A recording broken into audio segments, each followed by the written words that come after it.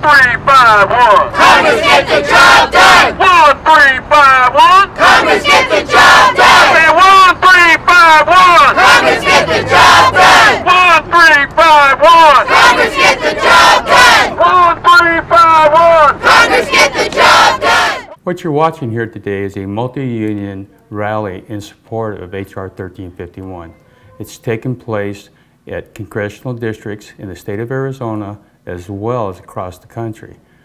I'm out here today. I'm a retired letter carrier for the Phoenix Post Office, and I'm out here to try to convince the public and especially our Congress to support the right legislation that's appropriate to save the Postal Service's future.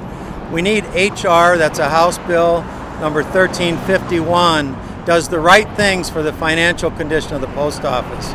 What do you want? 1351! When do you want it? Now! What do you want? 1351! When do you want it? Now! What do you want? 1351. When do you want it? Now! Part of this resolution would correct a mandate from Congress in 2006 that requires the Postal Service to pre-fund future retirees' health benefits 75 years in advance over a 10-year period. The pre-funding requirement mandated by Congress in 2006 to this point over the last 4 years has allowed the Postal Service to provide enough funding for future retirees' benefits for the next 30 years.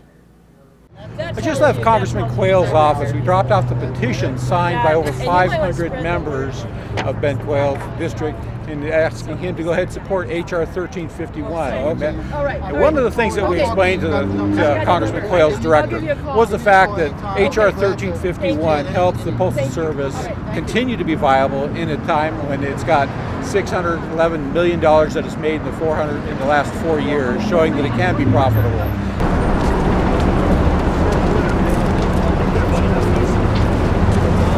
Look at H.R. 1351. I'm Congresswoman Ann Kirkpatrick. I came down today to support our postal workers. I was born in the small town of McNary, and that's one of the communities that's on the chopping block.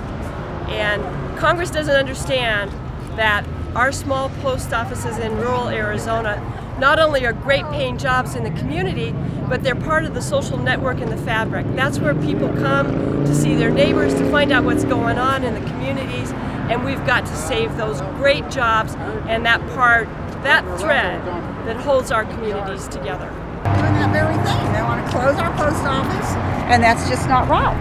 So eventually what it would also do would also lay off over 100,000 people, and now have more people unemployed, the ripple effect. We want 1351. It's a good thing. If this mandate continues forward, over the course of 10 years, the Postal Service would have pre-funded retirement benefits for a total of 75 years. That's funding for people who don't even work for us and aren't even born yet.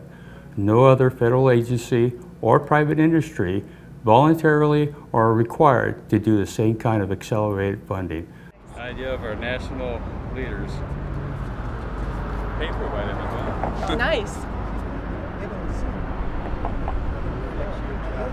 You did, didn't you? See? Okay. Thanks for coming out. Oh, my pleasure. Thank you. We got about 35 over out in Schweikert's. We got anywhere from 100 to 125 in front of Trent Frank's. We got about 45, 55 people out in front of Gosler's out in CD1.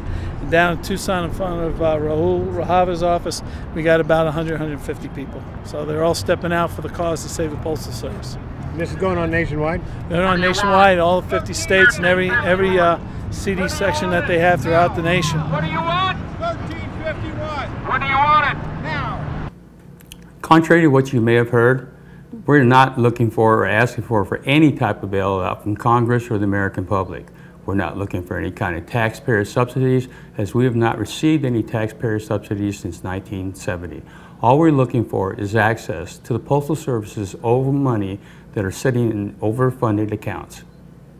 These funds are retirement funds that have been overfunded over the years to a total of nearly $75 billion.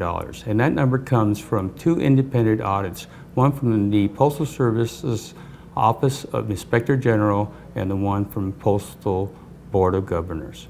We're out here to tell the American public that no taxpayer money supports the United States Postal Service, with the exception of mail for the blind, mail for the handicapped. But the main issue is H.R. 1351. And what this talks about in layman's terms is, ever since 2006, in the dead of night, they passed the bill that would have to pre-fund our postal retirement money. Now, we have enough money in there to go ahead from $50 to $70 billion 30 years out. This is all we ask. Everybody's on board with this. Postal management, all the unions in the United States Postal Service. We just want to inform the American public that, hey, please, Congress, pass this bill. Because if last year, if we did not put the $5 billion in, we'd have a $600 million surplus profit. Okay? So it's all about telling the American public, please, 1351, pass it, and pass it now. It's not a short-term fix, it's the long-term fix. Thank you very much. The Postal Service's move to reduce 100,000 jobs is not the answer. To take away a day of delivery from the customers is also not the answer.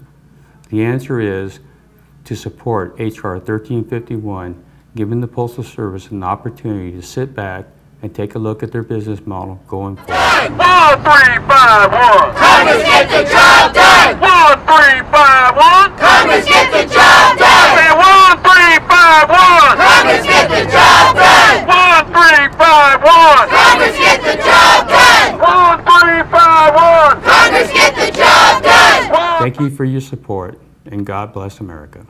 The Postal Service is critical to our economy, delivering mail, medicine, and packages. Yet they're closing thousands of offices, slashing service, and want to lay off over 100,000 workers. The Postal Service is recording financial losses, but not for reasons you might think. The problem? A burden no other agency or company bears. A 2006 law that drains $5 billion a year from post office revenue, while the Postal Service is forced to overpay billions more into federal accounts. Congress created this problem, and Congress can fix it.